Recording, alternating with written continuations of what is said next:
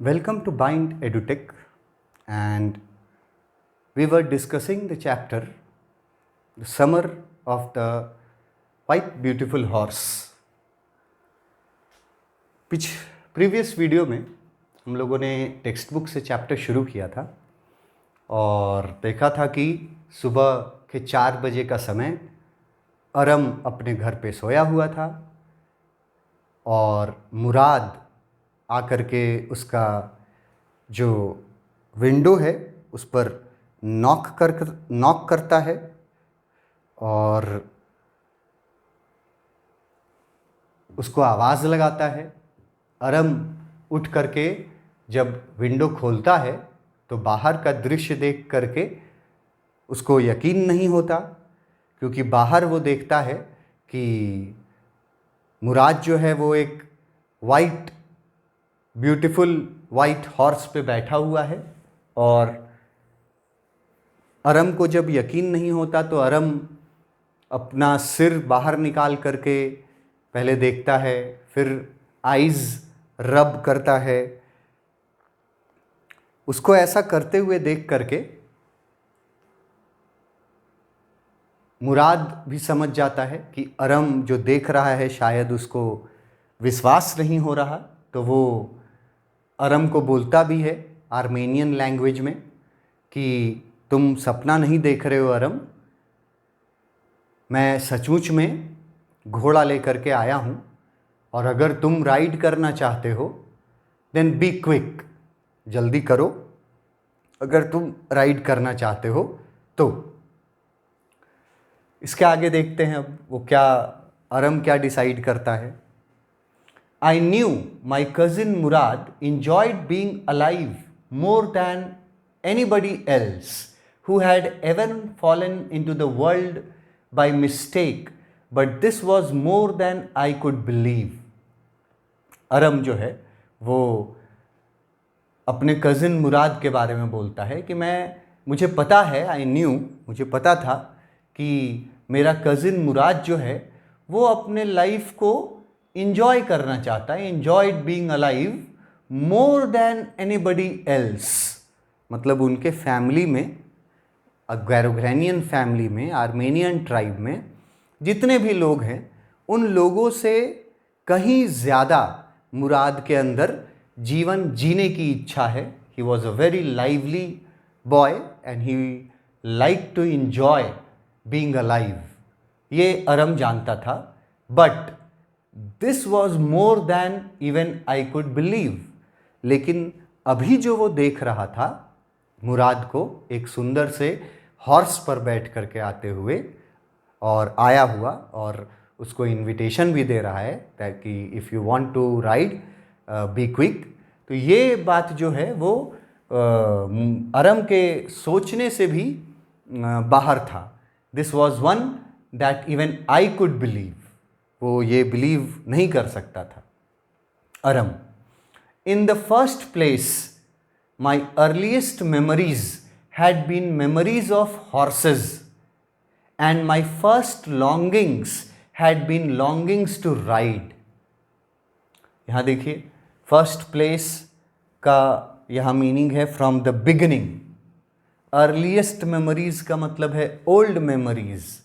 Longing word का मतलब है स्ट्रॉन्ग डिज़ायर, और फर्स्ट लॉन्गिंग का मतलब है स्ट्रॉन्गेस्ट डिज़ायर या फर्स्ट डिज़ायर।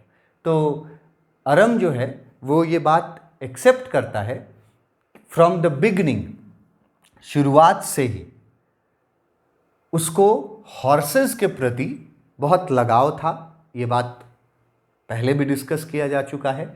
और उसका फर्स्ट लॉन्गिंग था, मतलब उसका स्ट्रॉन्गेस्ट डिज़ायर था टू राइड अ हॉर्स, घुड़सवारी करना अरम का भी फर्स्ट डिज़ायर था, स्ट्रॉन्गेस्ट डिज़ायर था। इसका एक्सप्लेनेशन दिया हुआ है। I knew that my cousin Murad had always enjoyed his life. वो जानता था कि उसका कज़िन मुराद जो है वो हमेशा अपने लाइफ को इंजॉय करता है। His belief for enjoying life was stronger than that of anybody else in this world. उनके वर्ल्ड में, मतलब उनके फैमिली में, उनके ट्राइब में जितना जीवन जीने का इच्छा, जितना अच्छे से जीवन इंजॉय लाइफ करने का इच्छा मुराद में था, उतना किसी और में नहीं था। ये बात अरम जानता था। But Murad enjoying a horse ride was beyond my imagination. लेकिन अरम के इमेजिनेशन से ये बात बाहर की थी कि मुराद जो है वो हॉर्स राइड भी इंजॉय कर सकता है। Most importantly, even in my old dreams I had dreamed about horses. और अरम अपना भी ड्रीम के बारे में बता रहा है कि उसका भी शुरू से ड्रीम रहा है कि वो भी हॉर्स राइड कर सके। It was my strongest desire to ride a horse. और ये अरम का भी सबसे स्ट्रॉन्ग डिज़ायर था, स्ट्रॉन्गेस्ट डिज़ायर था कि उसको भी कभी हॉर्स राइडिंग करने का मौका मिले। पर वो अपना डिज़ायर नहीं पूरा कर सकता था बिकॉज ऑफ पॉवर्टी। ये बात बार बार रिपीट हो रहा है। लेकिन अभी उसके सामने मुराद जो है वो एक ब्यूटीफुल वाइट हॉर्स को राइड करते हुए आया है और उसको इनवाइट कर रहा है राइड करने को। तो ये सारी बातें अरम जो है वो अपने मन में सोच रहा है। This was the wonderful part. मतलब ये उसका जो हॉर्स राइडिंग करने का जो डिज़ायर था, स्ट्रॉन्गेस्ट डिज़ायर था, वो वंडरफुल पार्ट था। But in the second place we were poor. लेकिन सिक्का का दूसरा पहलू ये था कि वो लोग एक्सट्रीम पुअर थे। एक तरफ तो उसका स्ट्रॉन्गेस्ट डिज़ायर था to ride a horse, to enjoy horse riding, मगर दूसरा पहलू ये था that they were poor, they were extreme poor. This was the part that would not permit me to believe what I saw. और ये जो poverty वाला जो पार्ट था कि वो लोग एक्सट्रीम पॉवर्टी में जीवन बिता रहे थे, इसी वजह से उसको बिलीव नहीं हो रहा था जो वो देख रहा था।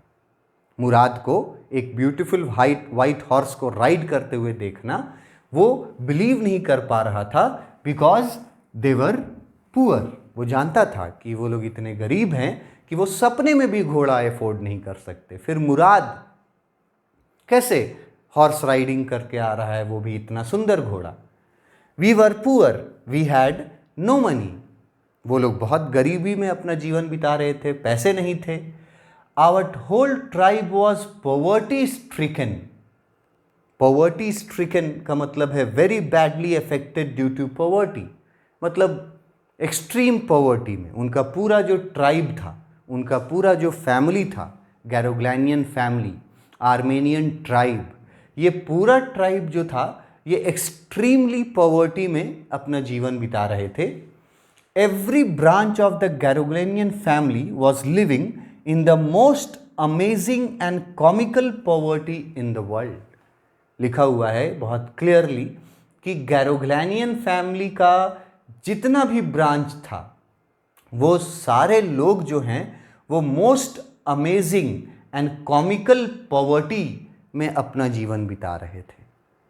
तो ये जो एक्सट्रीम पॉवर्टी था उनके ट्राइब में, उनके फैमिली में, गैरोग्लैनियन फैमिली में, ये गरीबी जो था, ये गरीबी ही अरम को ये विश्वास नहीं करने दे रहा था कि मुराद जो है वो एक ब्यूटीफुल वाइट हॉर्स राइड करके आया है और उसको इनवाइट भी कर रहा है। It was really wonderful to have the desire of riding a horse। Horse riding करने का तो डिज़ायर बहुत पुराना था, बहुत शानदार डिज़ायर था।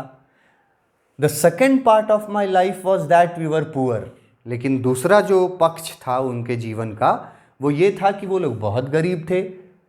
यही जो गरीबी वाला पक्ष था वो उसको अलाउ नहीं करता था बिलीव करने से जो वो देख रहा था।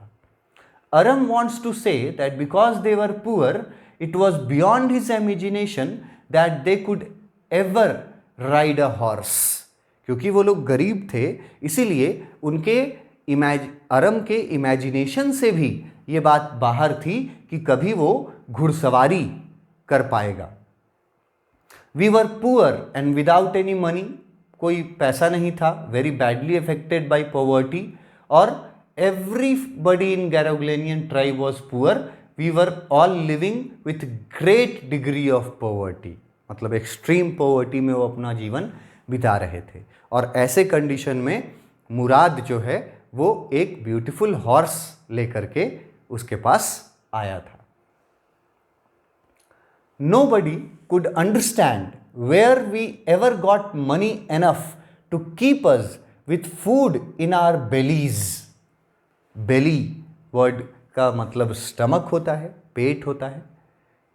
तो लिखता है nobody could understand where we ever got money enough to keep us with food in our bellies, कि ये कोई नहीं समझ सकता था कि हमारे पास कैसे करके, किस तरह से इतना पैसा, कम से कम इतना पैसा आता है कि वो लोग अपना पेट भर सकें, खाना खा सकें।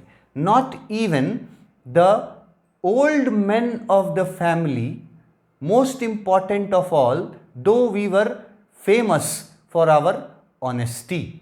और यहाँ बताया जा रहा है कि गरीबी, इतनी गरीबी थी कि उनके फैमिली के जो सबसे बुजुर्ग व्यक्ति होते थे, the old man, not even the old man, जो फैमिली में जो बुजुर्ग व्यक्ति होते थे, उनको भी पेट भर खाना नसीब नहीं होता था ड्यू टू पॉवर्टी। लेकिन इसके बावजूद, मोस्ट इंपॉर्टेंट ऑफ ऑल, लेकिन इन सब चीज़ों से ज़्यादा इंपॉर्टेंट ये बात था, we were famous for our honesty. लेकिन इतनी गरीबी को झेलने के बावजूद, पेट भर खाना नसीब नहीं हो रहा है, इतनी गरीबी है इनके ट्राइब में, इनके फैमिली में, लेकिन इसके बावजूद जो सबसे अच्छी चीज़ थी, सबसे इम्पॉर्टेंट बात थी, वो ये थी कि वो लोग अभी भी अपने ऑनेस्टी के लिए फेमस थे। They had maintained the hallmarks of their tribe, of their family. We had been famous for honesty for something like 11 centuries. ये हम लोग पहले भी डिस्कस किए हैं कि वो लोग फेमस थे अपने ऑनेस्टी के लिए लगभग 11 सेंचुरीज से। Even when we had been the wealthiest family in what we like to think was the world. जब वो बोलता है कि जब कभी ऐसा समय रहा उनके 1100 सालों के इतिहास में, 11 सेंचुरीज़ के हिस्ट्री में, उसके फैमिली में, कि कभी वो लोग अमीर भी हुए, वेल्दीएस्ट मतलब रिच, अमीर भी हुए, लेकिन फिर भी वो लोग का ऑनेस्टी जो था वो वैसा ही बना रहा। वी वर प्राउड फर्स्ट, वो लोग सबसे पहले अपने ऑनेस्टी के लिए प्राउड फील करते थे। ऑनेस्ट नेक्स्ट, उसके बाद वो लोग ईमानदार थे। And after that we believed in right and wrong, पहले उनके लिए थी उनका प्राइड, उसके बाद उनके लिए था उनका ऑनेस्टी, और इन दोनों के बाद वो लोग डिसाइड करते थे कि वो लोग सही हैं या गलत हैं, वेदर दे आर राइट और रॉन्ग। ये बाद में डिसाइड होता था, पहले था उनका प्राइड और उनका honesty. None of us would take advantage of anybody in the world. वो बोलता है कि उनके फैमिली में से ऐसा कोई भी व्यक्ति नहीं था जो किसी भी आदमी का फ़ायदा उठाए। टेक एडवांटेज, कि किसी भी बाहरी व्यक्ति का कोई फ़ायदा उठाए, ऐसा कोई भी उसके फैमिली में नहीं हो सकता था। Let alone steel, steel word का मतलब है चोरी करना। तो उसका कहने का मतलब है कि चोरी करना तो बहुत दूर की बात है।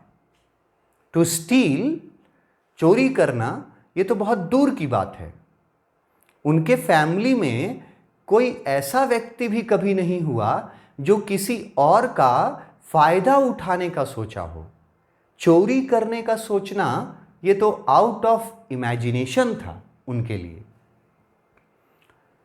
इसी को एक्सप्लेन किया है यहां, we never understood how we earned enough money, even the old people of our families did not know this. वो बोलता है कि हम लोगों को कभी ये समझ में भी नहीं आया कि हम लोगों का पैसा जो है वो हम लोग कैसे अर्न करते हैं, और इवन जो बुजुर्ग लोग थे फैमिली के, उनको भी ये पता नहीं था कि उनका पैसा अर्निंग कैसे होता है, अर्निंग का सोर्स क्या है। But money was required to buy things to keep our stomach full. लेकिन पैसा तो ज़रूरी होता है पेट भरने के लिए, एटलीस्ट खाने के लिए। Author wants to says that means of earning were limited and not certain.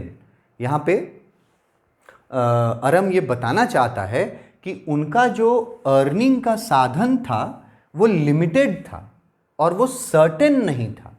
मतलब लिमिटेड भी था और सर्टेन भी नहीं था। कभी होगा अर्निंग, कभी नहीं होगा अर्निंग, और होगा भी तो बहुत लिमिटेड होगा। इस तरह का अर्निंग था उनका, इस तरह से वो जीवन बिता रहे थे। दस there income was also very low, तो उनका इनकम भी जो था फैमिली का वो बहुत कम था। But the most important aspect about us was that we were always honest. लेकिन इतना गरीबी झेलने के बाद भी जो सबसे इंपॉर्टेंट बात उनके फैमिली के बारे में था वो ये था कि वो लोग ऑनेस्ट थे। We were famous for being honest. For 11 centuries, since 1100 years, we have famous for being honest. उसके बाद लिखता है, we were honest, then we considered the richest, even when we were considered the richest family among the families living around us. वो बोलते हैं कि एक समय ऐसा था जब हम लोग सबसे अमीर फैमिली में गिने जाते थे, लेकिन उस समय भी हम लोग ऑनेस्ट थे। और आज जब हमारे पास कोई अर्निंग का साधन नहीं है, साधन है भी तो लिमिटेड है और अनसर्टेन है, फिर भी वो लोग अपना ऑनेस्टी जो है वो मेंटेन किए हुए थे। We considered this small group of family as the complete world for us. ये जो उनका गैरोग्लैनियन फैमिली था, जो आर्मेनियन ट्राइब था, ये फैमिली और ये ट्राइब, यही इन लोगों के लिए पूरा दुनिया था। इसके बाहर इन लोगों को ज़्यादा मतलब नहीं था बाहर की दुनिया से। We were proud of our culture, वो लोग अपनी संस्कृति पर गर्व करते थे। Then we were proud of being honest, उसके बाद वो लोग अपने ऑनेस्टी पे भी गर्व करते थे। It was only after these two aspect we considered what was right और रॉन्ग। पहले कल्चर, उसके बाद अपना ऑनेस्टी, और उसके बाद ये डिसाइड करते थे कि सही क्या है, गलत क्या है। Nobody among us would ever take advantage of any other person in the world. बोलते हैं कि उनके फैमिली में से ऐसा कोई नहीं था जिसने कभी किसी दूसरे व्यक्ति का फायदा उठाया हो। We could never think of stealing anything. फायदा उठाने का तो वो लोग कभी कोशिश ही नहीं किए, तो चोरी करना ये तो उनके इमेजिनेशन से भी बाहर था। स्टीलिंग, चोरी करना, we could never think of stealing anything. चोरी करने की बात तो वो लोग सपने में भी नहीं सोच सकते थे। अब यहाँ ये सारी बातें हैं,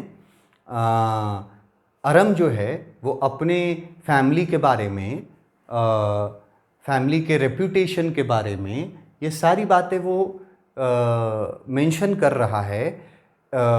इन बिटवीन जब उसको ऑफ़र मिला है उसके कज़िन मुराद के द्वारा to enjoy a horse riding, ये ऑफ़र मिलने के बाद अरम जो है वो ये सारी बातें सोच रहा है कि अगर जब हम लोग इतने गरीब हैं और इतने गरीबी में भी हम लोग इतने ऑनेस्ट बने हुए हैं, तो फिर मुराद के पास इतना सुंदर घोड़ा कहाँ से आया? हमारे फैमिली में तो कोई किसी का एडवांटेज भी नहीं लिया है आज तक। चोरी करने का बात तो बहुत दूर का बात है, फिर मुराद के पास ये घोड़ा कहाँ से आया, ये सारी बातें वो इन बिटवीन सोच रहा है। मुराद उसको ऑफर दे चुका है to be quick if you want to ride, और वो ये सारी बातें, अरम जो है वो सारी बातें सोच रहा है। Consequently, even though I could see the horse so magnificent, even though I could smell it, वो अब वापस आता है सामने, अरम के सामने खिड़की के बाहर मुराद है जो घोड़े पर बैठा हुआ है, वाइट ब्यूटीफुल घोड़ा है, और I could see the horse, घोड़े को देख रहा है, अरम घोड़े को देख सकता है, उसके सामने है घोड़ा। सो मैग्निफिसेंट, इतना शानदार घोड़ा है। Even though I could smell it, वो उस घोड़े को स्मेल भी कर सक रहा है। सो लवली, इतना अच्छा लग रहा है उसको वो घोड़ा सामने देख करके, उसको स्मेल करके। Even though I could here it's breathing, so exciting, वो इतना एक्साइटेड है, वो उस घोड़े का सांस लेने का भी आवाज़ को सुन सक रहा है। He was very excited. I could not believe, इतना कुछ सामने देखने के बावजूद वो लिखता है, I could not believe the horse had anything to do with my cousin Mourad और विथ मी और with any other member of our family. लिखता है कि घोड़ा उसके सामने था, शानदार घोड़ा था, घोड़े का स्मेल वो फील कर रहा था, घोड़े का ब्रीदिंग वो सुन रहा था, बहुत एक्साइटेड था, लेकिन फिर भी वो बिलीव नहीं कर पा रहा था कि इस घोड़े का कोई लेना देना उसके कज़िन मुराद से है या उससे है या उसके फैमिली के किसी और मेंबर से है। ये बिलीव नहीं कर सक रहा था कि ये घोड़ा न तो मुराद का हो सकता है, मेरा नहीं हो सकता है, और हमारे फैमिली में किसी का भी ऐसा घोड़ा नहीं हो सकता है। और एस्लीप और अवेक, मतलब कि चाहे जागे हुए रहे, चाहे सोए हुए रहे, मतलब इवन इन देयर ड्रीम्स, वो अपने सपने में भी उसके फैमिली मेंबर्स, वो या मुराद, कोई भी इस तरह के घोड़े के बारे में सोच नहीं सकता था। लेकिन एट प्रेजेंट सिचुएशन ये था कि ऐसा घोड़ा मुराद लेके आया था और वो घोड़ा अरम के सामने था। He could smell it, he could hear his breathing, he was very excited. Because I knew my cousin Murad could not have bought the horse, and if he could not have bought it, he must have stolen it. अब अरम सोच रहा है कि मेरा cousin मुराद जो है वो ये घोड़ा खरीद तो सकता नहीं है, खरीदने का हैसियत तो है नहीं, ना मुराद में है, ना अरम में है, और न ही उनके फैमिली के किसी और मेंबर में है। तो घोड़ा खरीदने का हैसियत तो उन लोगों में है नहीं, ये तो वो जानता था। अगर घोड़ा मुराद खरीद नहीं सकता है तो फिर एक ही बात थी, he must have stolen it. अगर वो घोड़ा खरीदा नहीं है तो फिर इसका मतलब है कि वो घोड़ा कहीं से चोरी करके लाया है। And I refuse to believe he had stolen it. लेकिन अरम जो है उसको वो ये यकीन नहीं कर पा रहा था, उसका मन नहीं मान रहा था, रिफ्यूज़ कर रहा था उसका मन ये बिलीव करने में कि मुराद जो है वो घोड़ा चोरी करके लाया है। क्यों? Because no member of the Garoghlanian family could be a thief, कि गैरोग्लैनियन फैमिली का कोई भी मेंबर जो है वो चोर नहीं हो सकता है, वो चोरी नहीं कर सकता है। तो घोड़ा उसके सामने था, वो ये भी जानता था कि ऐसा घोड़ा न तो वो अफोर्ड कर सकता है, न मुराद अफोर्ड कर सकता है, न उसके फैमिली का कोई और मेंबर अफोर्ड कर सकता है। अगर मुराद ये घोड़ा खरीद नहीं सकता है तो फिर एक ही बात है कि मुराद ने ये घोड़ा चोरी किया है। लेकिन फिर जहाँ चोरी करने की बात आती है तो अरम जो है उसको ये भी यकीन नहीं हो रहा था, ही रिफ्यूज टू बिलीव कि उसका कज़िन मुराद या उसके फैमिली का कोई भी मेंबर चोरी कर सकता है। No member of the Garoghlanian family could be a thief. ये उसको बिलीव नहीं हो रहा था कि कोई हमारे फैमिली मेंबर में कोई चोरी भी कर सकता है। इसी का एक्सप्लेनेशन है, वी वर पुअर, वो लोग गरीब थे, इसलिए वो बिलीव नहीं कर रहा था कि हॉर्स जो है वो उसके कज़िन मुराद को बिलोंग करता हो या किसी फैमिली मेंबर को और को बिलोंग करता हो। Even in our dreams we could not have bought a horse. वो लोग सपने में भी घोड़ा नहीं खरीद सकते थे। लेकिन but I could see the horse, it was big. लेकिन घोड़ा तो उसके सामने था, मुराद घोड़े पे बैठा हुआ था, काफ़ी बड़ा घोड़ा था, सुंदर घोड़ा था। I could smell the horse, the smell was so lovely. वो घोड़े को स्मेल कर सकता था और उसका स्मेल उसको अच्छा लग रहा था। I could hear breath of the horse, the sound was so exciting. वो घोड़े की सांस लेने की आवाज़ सुन सकता था और वो साउंड भी उसको काफ़ी एक्साइटिंग लग रहा था। आई वॉज अवेयर, वो जानता था कि उसका कज़िन मुराद जो है वो घोड़ा खरीद नहीं सकता है। अगर वो घोड़ा खरीद नहीं सकता है तो फिर एक ही ऑप्शन है कि उसने घोड़ा कहीं से चुराया है। पर घोड़ा चुराने का बात पे वो बिलीव नहीं कर सकता था, क्योंकि उसको पता था कि गैरोग्लैनियन फैमिली का कोई भी व्यक्ति जो है वो चोरी नहीं कर सकता है, could not be a thief. तो ये अभी तक जो है वो अरम अभी तक मुराद के इनविटेशन का कोई जवाब नहीं दिया है। मुराद ने उसको इनवाइट किया और ये भी बोला था बी क्विक, जल्दी करना, if you want to ride, अगर तुम घुड़सवारी करना चाहते हो तो बी क्विक, ये बोला मुराद। और उसके बाद से अभी तक फिर मुराद अरम जो है वो बस अपने थॉट्स में ही खोया हुआ है और वो ये सोच रहा है कि जब ऐसा घोड़ा हम लोग अफोर्ड ही नहीं कर सकते, अपने सपने में भी अफोर्ड नहीं कर सकते, तो फिर ये घोड़ा मुराद के पास कहाँ से आया। एक ही ऑप्शन है कि घोड़ा मुराद चोरी करके लाया। लेकिन फिर चोरी करने वाला बात पर अरम का दिल मान नहीं रहा था, क्योंकि अरम जानता था कि गैरोग्लैनियन फैमिली का कोई भी मेंबर जो है वो किसी का फ़ायदा आज तक नहीं उठाया है। चोरी करना ये तो बहुत दूर की बात है। No member of Garoghlanian family can be a thief. तो ये उसके मन में ये भी बात था कि चोरी तो कोई कर नहीं सकता है, और अगर चोरी नहीं किया है तो फिर ये घोड़ा आया कहाँ से। ये सारी बातें उसके मन में चल रही थी, अरम के मन में चल रही थी, और अभी तक वो कोई रिप्लाई नहीं दिया था मुराद के इनविटेशन का। आगे देखते हैं कि वो क्या रिप्लाई देता है मुराद के इनविटेशन का। क्या वो हॉर्स राइडिंग के लिए तैयार होता है या नहीं होता है। Thank you.